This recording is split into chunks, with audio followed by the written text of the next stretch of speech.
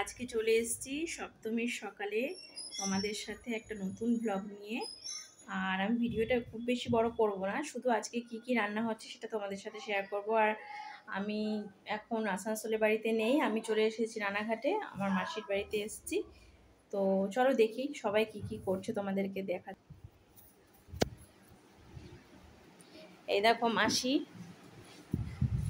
এই দেখো পোলাও হবে বলে পোলাওয়ের চালটাকে মাখাচ্ছে ভালো মতো।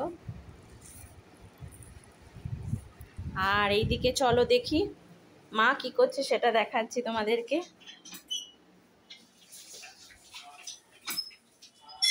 এই যে মা, এই দেখো এখন চিকেন ধুচ্ছে এখানে।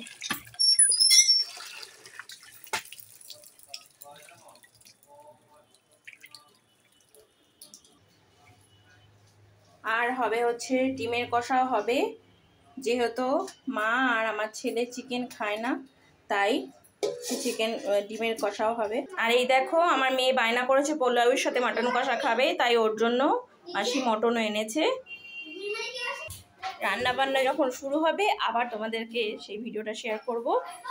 তো কিছুক্ষণ পরে চলে আসছি, আবার কিচেনে যাব, তা সেই ভিডিওটা তোমাদেরকে দেব। এই দেখো গাইস, ডিমের কষা রান্না শুরু হয়ে গেছে অলরেডি।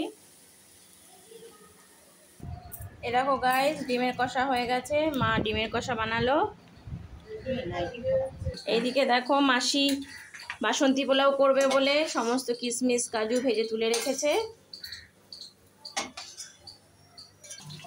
এই দেখো গাইস, এইবার হচ্ছে পোলাওয়ের চালটা দেওয়া হয়ে গেছে ঘিয়ের মধ্যে। আর এইদিকে মাংসের আলু ভাজা হচ্ছে। গাইস পোলাও একেবারে পুরো রেডি, কত সুন্দর হয়েছে। এই দেখো গাইস, এখানে চিকেন কষানো হচ্ছে, ওইদিকে মটন হবে, আর এইদিকে এই কড়াইতে মটন হবে। এই দেখো গাইস, এই কড়াইতে বলেছিলাম তখন, এই যে মটন কষানো হচ্ছে। ঠিক আছে থাক।